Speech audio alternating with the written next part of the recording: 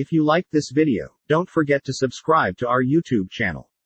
Blanca Bonilla was given all this medicinal plants by her mother, Dolores, who worked all her life with the natural pharmacy she had in La Calera, an indigenous community embedded in the Ecuadorian Andes. Blanca was the last of 9 siblings, and she remembers that since she can remember she helped her mother. He would put a little hat on me and give me a small basket and a knife so that I could go and collect the medicinal plants, he recalls. Trees. Each one had a place, and for me the things she told me were like a story. Should plants be patented? The Amazonian plant with more antioxidants than tea in slums. Plants save lives. This 42-year-old woman, who after the death of her mother took up the job of healing with plants, used her knowledge to face the new coronavirus. Along with other women from her community, she went down to the ravines, on walks of up to 2 hours, to collect the rue, the altamisa or marco, the uchugiwa or chili plant, and the ashnagahua, the Quechua name of a native plant. With these plants, the elders of La Calera fought a similar evil, they say, in the past. They knew him as the donkey cough, and it also killed them, recalls Blanca.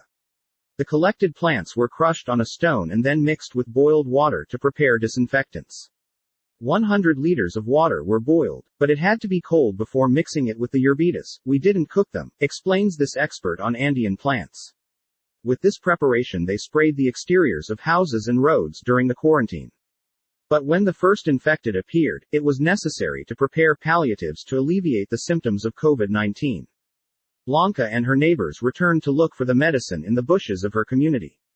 One of the most collected was verbena, which taken as an infusion serves as a decongestant and lowers fever. Blanca, who also relies on apitherapy, applied propolis, pollen and bee venom to patients who developed more complex respiratory symptoms. I did have worrying cases and it was difficult to treat them, but we had no losses. The fight against the coronavirus with natural plants in La Calera was made known thanks to the information of the Illumin Community Radio, which toured several indigenous communities during the pandemic. The journalist Alberto Segovia comments that, in the countryside, everyone prefers to cure themselves at home, with the plants, rather than go to hospitals.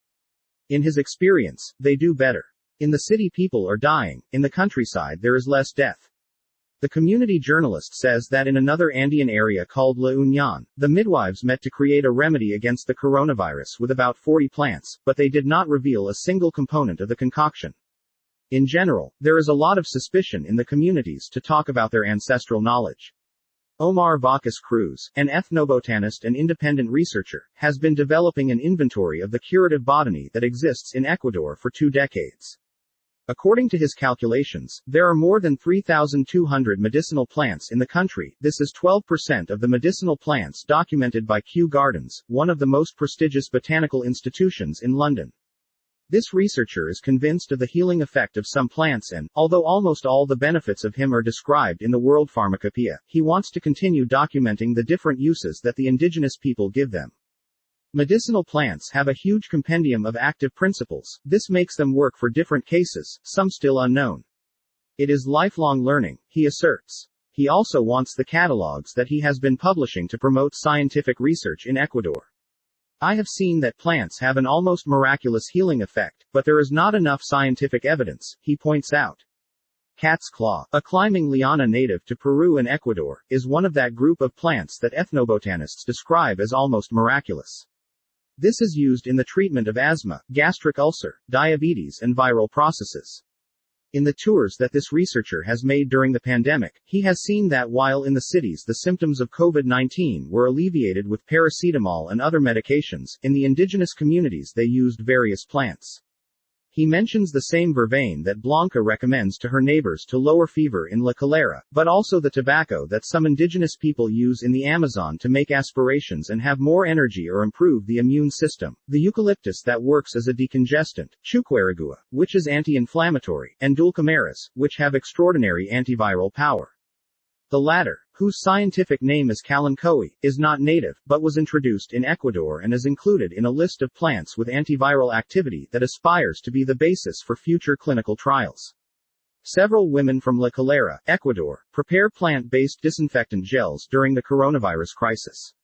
Several women from La Calera, Ecuador, prepare plant-based disinfectant gels during the coronavirus crisis. The Ecuadorian researcher participated in the elaboration of this compendium of antiviral plants, which was made in several countries and which will soon be published. We found approximately 150 plants that could be as adjuvants to some treatment for the coronavirus. The dulcamaras that are being taken in some Ecuadorian indigenous communities have a proven effect in the treatment of herpes 1 and herpes 2.